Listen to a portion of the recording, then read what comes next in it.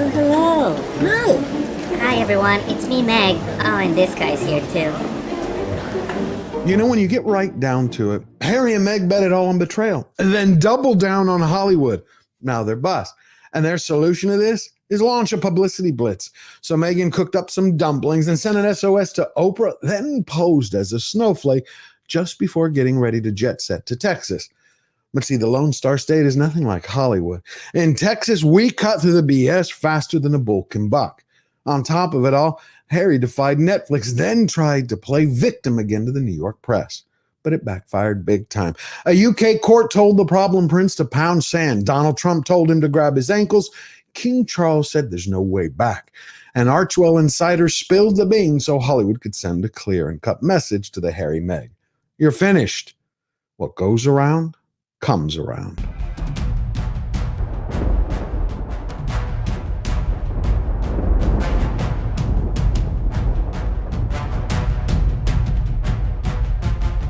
What's going on, everybody? Meghan and Harry won it all, and they won it now. Fame, fortune, subjects, and sainthood. But life just doesn't work that way. You got to be good and good to other people in order to be respected, because when you're bad, you just become a punchline. And Harry knows a thing or two about that. Oh, hello. Hi. Hi, everyone. It's me, Meg. Oh, and this guy's here, too.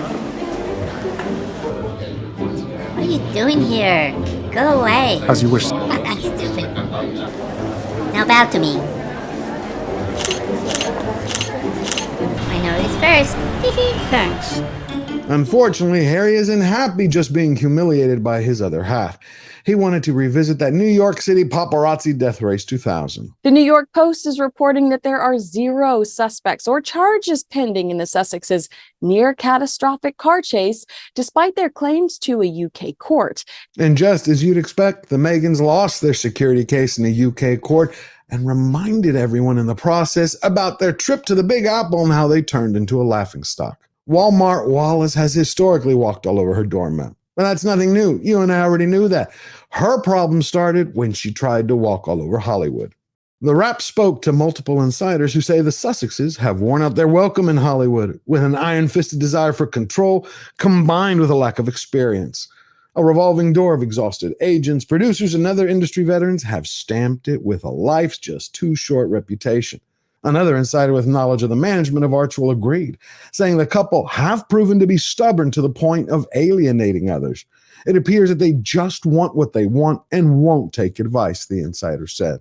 First, Harry and Meghan tried making demands on the royal family. They wanted half in and half out and not to work on weekdays. Definitely never on weekends. So the late queen, God bless her soul, she taught the ankle biters just how the cow ate the cabbage. And then out of their own hubris, they decided to pull the same stunt with Spotify. And we already know how that ended up. Yeah, I can't stand him. So tired. I'm so embarrassed that I fucking have to share Spotify with him. The guy sucks. The fucking grifters. That's the podcast we should have launched with them. Recently, Halfwit decided that he was big enough to defy Netflix. So he did a documentary for Disney's Hulu channel. Well, now Netflix is done. Hollywood is revolted, forcing the Montecito merchandisers to work double time in order to rehab their image and find new deals. So the next stop on their Give Me $1 and We'll Do Anything tour is Texas. Meghan Markle faces intense backlash after South by Southwest appearance announcement. See, Meghan coming to Texas is pretty much like a vegan sauntering into a steakhouse wearing "Meat is a Murder" t-shirt. Or think of it like a grifter entering palace life for the first time. Now I ain't saying she a gold digger, but she ain't messing with no broke. As far as people were concerned, we were living at a palace, and we were in a cottage. We were living on palace grounds. Yeah. Kensington Palace sounds very regal. Of course it does. It says palace in the name. But Nottingham Cottage was so small. Oh, boo-hoo! Let me play a sad song for you on the world's smallest violin. Let me just share that in Texas, we can spot Hollywood posers a mile away. And the fact that one is showing up in the Lone Star State to give a speech at a 10-day festival, well, we can just say that that dog don't hunt. And when you look at the comments on South by Southwest Instagram post, it proves it. We have found the witch, may we burn her! But it gets much worse. See, Meghan is giving her speech on International Women's Day.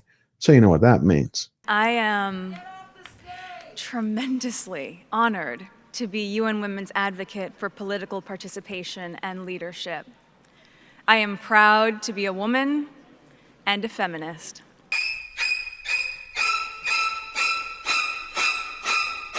The self-acclaimed feminist who made her mark in the world and got her name in the headlines did so because she married a prince and then instantly turned him into a frog. Wow, what an accomplishment. See, for Meghan, right now, she's on a personal crusade to scrub clean her image of all its past negativity in order to weasel her way back into the royal family in order to recharge her royal credit cards. That's exactly why we're all being bombarded daily by these repackaged images of Princess Pinocchio minus her pet. So what is the first thing she did? She decided that she would cast herself as a delusional diva of dumplings. Then after a quick costume change, she became the Mother Teresa of mutts. So you can start to see that the picture that she's starting to paint is trying to win back over people's trust, to get the public to love her again. There's only one tiny issue here. It's the fact that all this play acting she's doing conflicts with her actions and reality. And the longer she does it, the more damage it does to the Meghans. And for that fact, every time the wannabe decides to hot-foot it to an exclusive sports ski resort, it just makes her look more out of touch. And here's what I'm talking about. She wanted to pose as a snowflake in one of the most exclusive billionaire playgrounds around. Translation, if you don't own a jet and don't have access to one, no peasants allowed. And also, I think recognizing that everything is temporary. She's right. Her clock is ticking till her bubble bursts because the public no longer buys what she's selling. They see through her charade. I mean, she's trying to connect one-on-one with people right in their gut, right in their heart. But how's she going to do that with John and Jane Q. Citizen when she's out hiring Adele's hairstylist? This is exactly the reasons why the Meghans are failing. They're phonies, posers. But see, it's authenticity and honesty that counts because mirages, they just melt away. If Meghan's hair has been a lifelong obsession, her father, Thomas Markle, told me that he would sometimes rise at 5 a.m. to help his young daughter. Quote, when she wanted her hair straightening, it would take hours to do before she went to school, he recalls. But it was something I did willingly. Meghan and Harry can wear their digital high heels right down to the pixel nub playing for-profit philanthropists. Nobody cares anymore. People want authenticity, and unfortunately, they aren't getting that from this couple anymore. So they're just going to keep being shuffled from award show to award show, given awards for basically doing absolutely nothing. See, here's the issue. Even when Meghan's hair has a darker story to it that's hidden from the world, one that highlights exactly how much her father loved her, the same man, her blood, that she cut ties with and then disowned, this guy who did absolutely anything for his child. Well, all that does is just fuel the public backlash to keep building. The last time I spoke with him, I was on a hospital bed before the wedding. I really feel bad for Mr. Markle. All Meghan has to do is pick up the phone. But instead, we got the Montecito manipulators focusing only on themselves.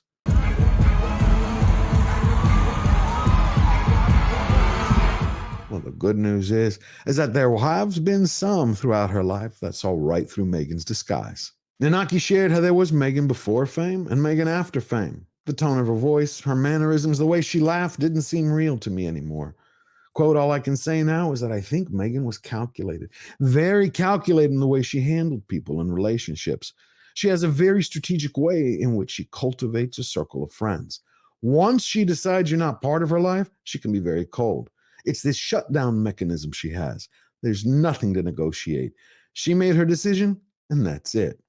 She who must be obeyed conditioned her ginger handbag to be a sap. Nothing more than a stand-in, a cardboard cutout of a pop-up prince for pay. Fortunately, not everybody has a price. Not everyone is for sale. Like all those statements I just read came from Ninaki Pretty. That's the girl that Meghan once called her sister from childhood. She eventually became her maid of honor.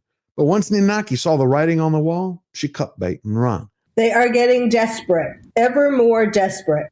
I think Meghan thought that she and Harry would be very popular. They made all these plans about charities and so on. And they are finding that, in fact, their popularity has gone down tremendously. So the Meghans can try to convince the world, fool everybody that there's something they're not, but the truth will out. Because coming soon around the corner, life is about to give them a harsh reality check. Donald Trump threatens Prince Harry with deportation if he gets reelected. Trump says he can't forgive the way the has-beens spewed hatred towards the late Queen Elizabeth. Taking it across the pond, former President Donald Trump has made it very clear he's not Team Harry. He's outraged at Harry and Meghan's betrayals and disloyalty to the crown. So between Harry's visa issues, which aren't going anywhere, and then having Prince William bar the doors to Buckingham Palace, plus King Charles saying there's absolutely no way back into the royal fold, the husband, formerly known as Prince, finds himself in hot water. And he did himself no favors over the last few days when he made a statement that the Meghans were in the same amount of danger as Princess Diana ever was. Utilizing Princess Diana, someone who was very well loved in America, and pretending that you were speaking for her from the grave, which is something that Meghan Markle did. Let's just dissolve that illusion that Princess Diana would have been okay with that, because she would not have been okay with any of that. Yeah. Harry and Meghan are discovering the hard way that you can't swap out royal duties for red carpets and expect the crown jewels to follow. Theirs is a tale of misplaced ambition. The only crown they're ever going to wear is one made of thorns, and it's woven out of their own missteps. So the great news is that Princess Catherine is recovering. She's on the mend, and she will soon be back to shine her light. Nice to meet you. What's your name? Hi, James. My brother's called James. Did you know that? Good name. How old are you? 8. You're 8. You're having a fun day. What's been the best thing so far? Oh, you are so sweet. Now, if you enjoyed that video and found value in it, hit the subscribe button. Leave your thoughts about Harry and Meghan in the comments down below, and share with everyone you know. And to win every battle and stay true to yourself, all you have to remember is we never bow down, we never bend the knee. Always forward.